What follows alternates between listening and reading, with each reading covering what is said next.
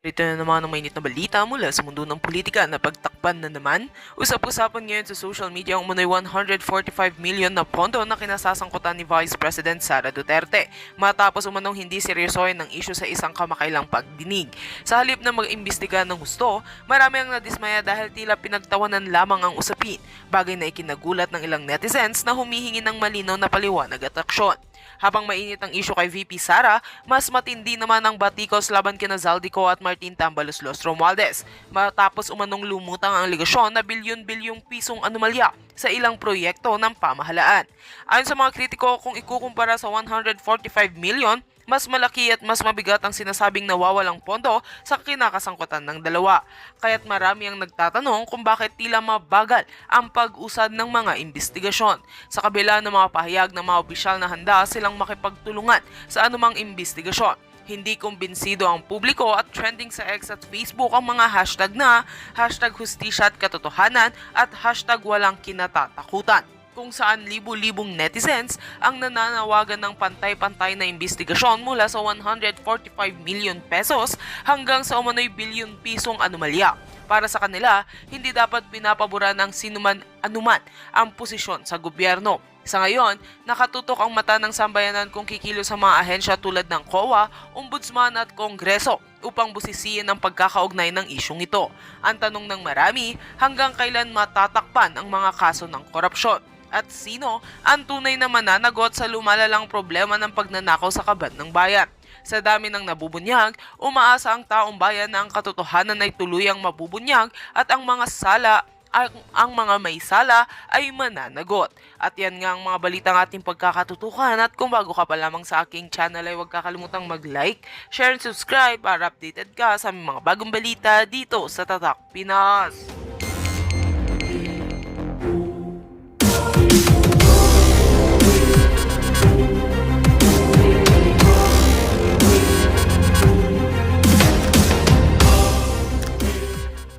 I be allowed to ask a question?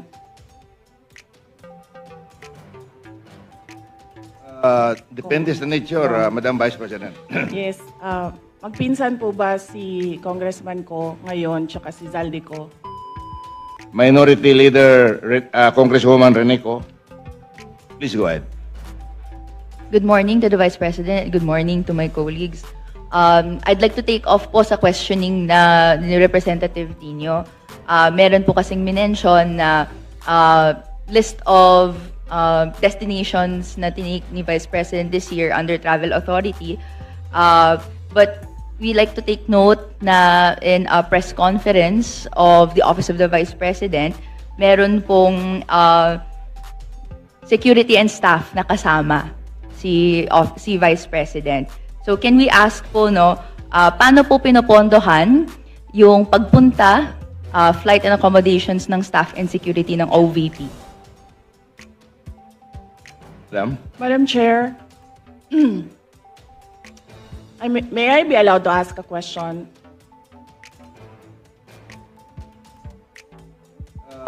Depende sa nature, Madam Vice President.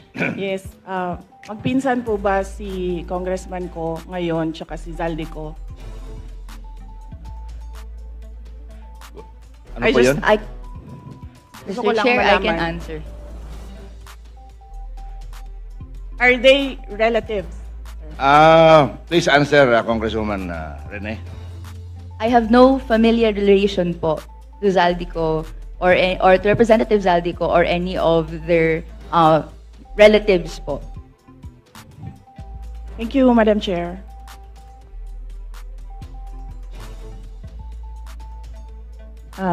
Let me just look for Please go ahead, ma'am. Look for the slide. So, Madam Madam Vice Chair. President, please go ahead. Yes. So, we are talking about international travels, as of July 31. So, for two travels in Southeast Asia, for the security, it's 474,646.93 pesos. And for the OVP personnel, these are for two trips, 463,733.6 for a total of 938,379.99. For one trip to Australia, for the security, it's 438,383.26. And for the OVP personnel, it's 206,988 for a total of 645,371. For the Middle East and Europe, 3 trips. The total is for the security is 2,922,869.98. And then for the OVP personnel, that's 329.47 for a total of 4,748,199.45. For 3 trips in East Asia, the security budget was 1,141,937, and for the OVP personnel, 0, because they did not join these trips. And the total is 1,141,937. The total for 9 trips for both the security and OVP personnel is 7,473,887.70. Thank you, Madam Vice President. Congresswoman Ko. Mr. Chair, may we request a detailed copy of the report that the Vice President gave in relation po sa spending po ng security and staff for foreign trips abroad. We will request the Office of the Vice President to supply the committee with such record. Thank you, Madam. Mr. Chair, I'd like to ask another follow-up question. Ilan po yung staff and security na dala po ng Office of the Vice President in these trips na funded po, na of this breakdown ng fund na binigay?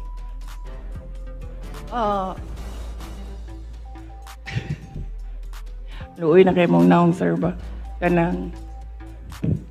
Madam Chair, for the security, I understand they recommend, the Armed Forces of the Philippines recommend 3 to 4 security personnel, but the Office of the Vice President only approves 2 security personnel.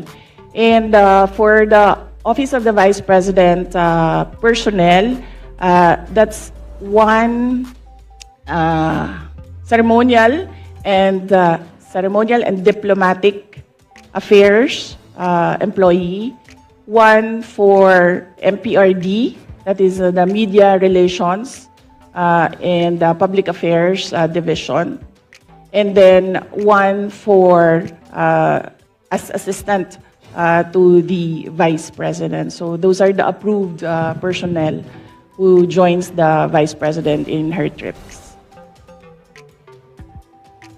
So, to clarify, Mr. Chair, these personnel in total ay sinagot ng OVP fund of totaling 7.4 million pesos sa ating mga foreign trips. Madam Chair, not all foreign trips, as I mentioned.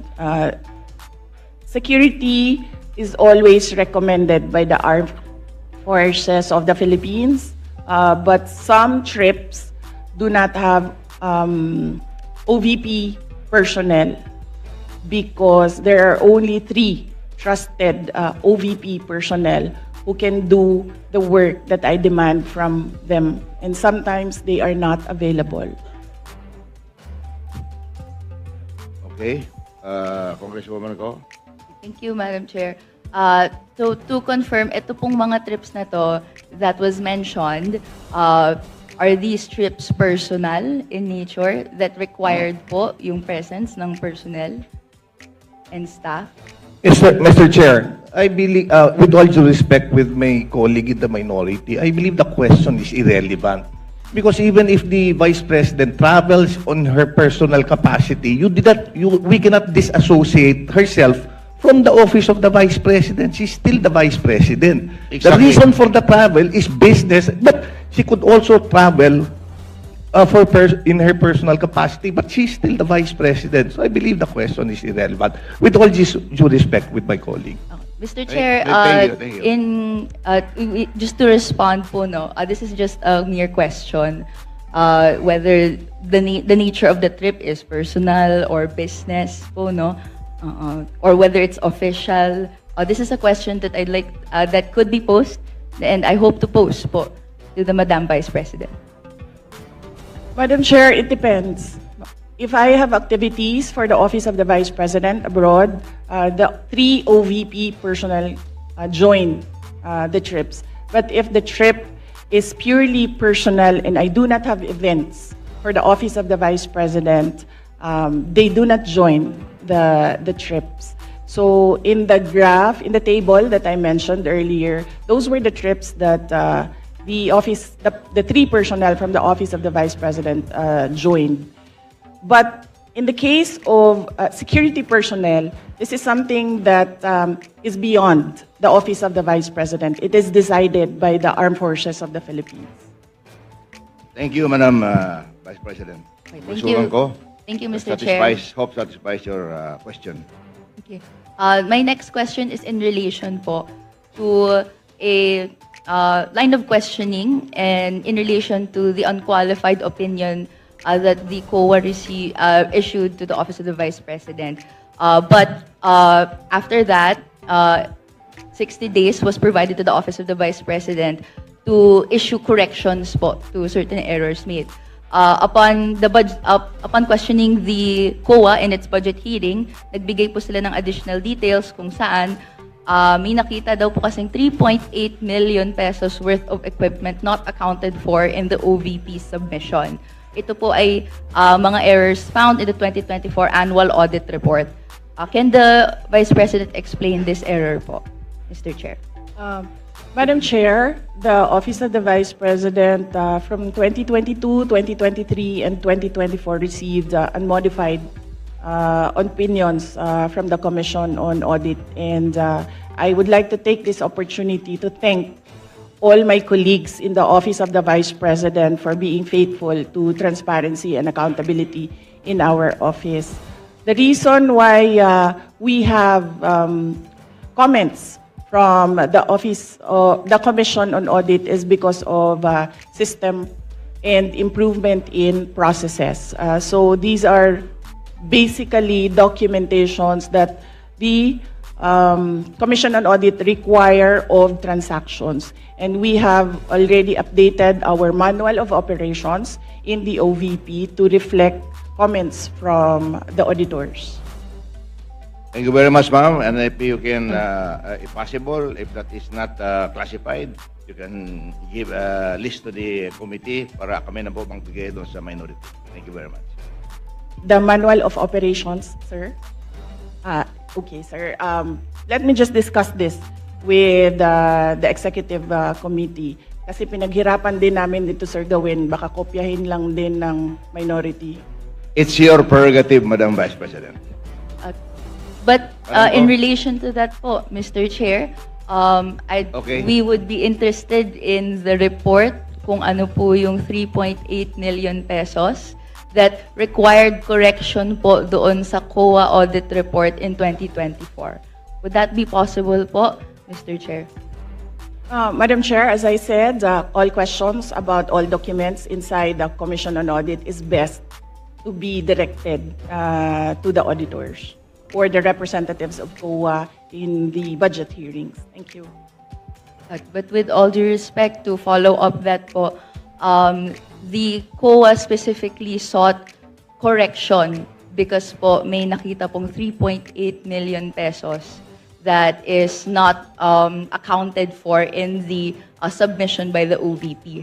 So the burden of the submission is actually with the following agency.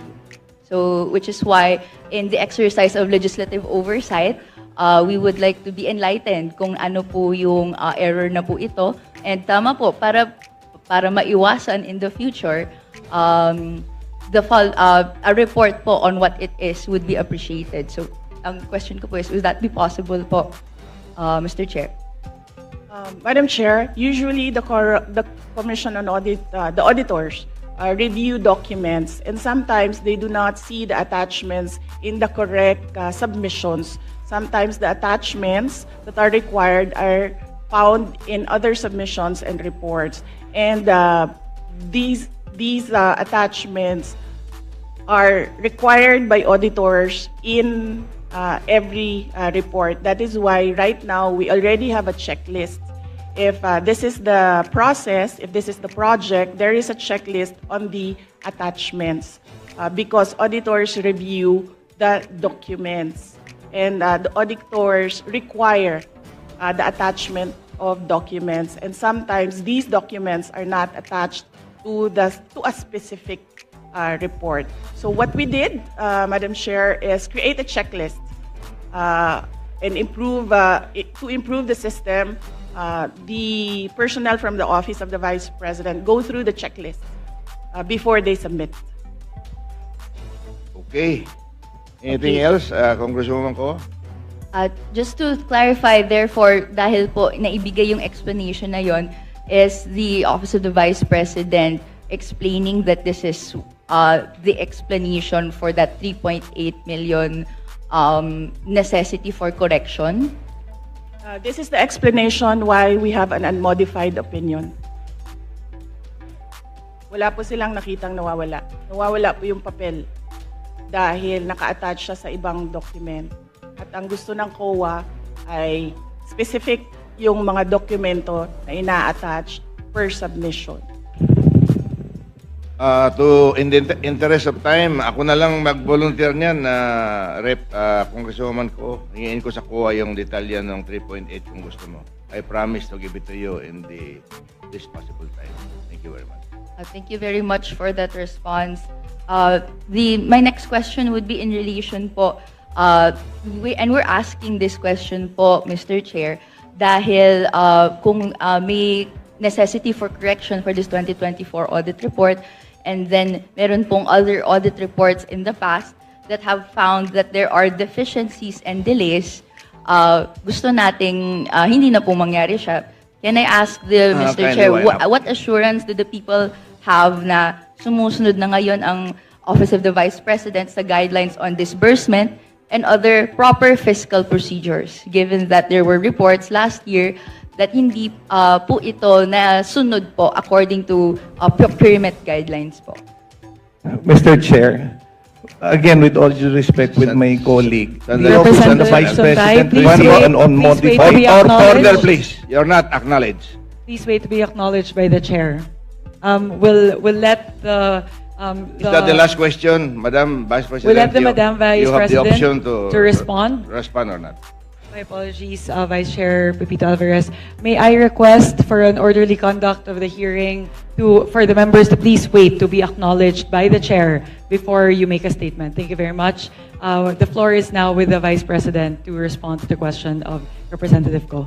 Yes, Madam Chair, as I said earlier, I don't know if everyone heard it. Every time we receive a comment from an auditor, we update our manual of operations. In order no missing items would be in the next expenditure program. Is that correct? Yes, sir. Thank you very much. Congresswoman Ko, that winds up your Thank questioning. you for that response, Mr. Chair. This will be my last question po. Okay. In relation po doon sa ibang mga items in the budget before, we have taken note that if confidential funds of the Office of the Vice President, according and as revealed to the good governance hearings, was dispersed to the security heads or the VP-SPG. May I ask po, no, bakit po dispersed siya to the VP-SPG or the security heads? Pero ang nakalagay sa Joint Circular Number 2015-1 issued by DBM and COA that it should be dispersed to the Special Disbursing Officer. Madam Chair, this is the confidential funds is a subject of impeachment proceedings. May I be allowed to ask a question?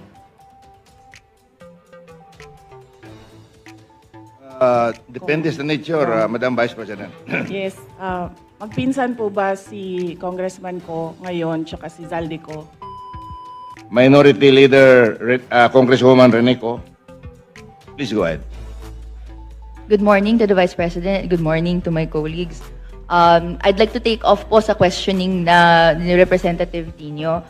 Meron po kasing minention na list of destinations na tinake ni Vice President this year under Travel Authority. But we like to take note na in a press conference of the Office of the Vice President, meron pong security and staff na kasama si Vice President. So can we ask po, no, paano po pinopondohan yung pagpunta, flight and accommodations ng staff and security ng OVP? Madam Chair, may I be allowed to ask a question?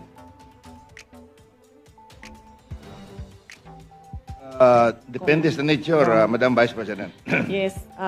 Magpinsan po ba si Congressman ko ngayon tsaka si Zaldi ko? Ano po yun? Gusto ko Mr. lang Chair, I can malaman. answer. Are they relatives? Please answer, Congresswoman Rene. I have no familiar relation po to Zaldico or to Representative Zaldico or any of their relatives po. Thank you, Madam Chair.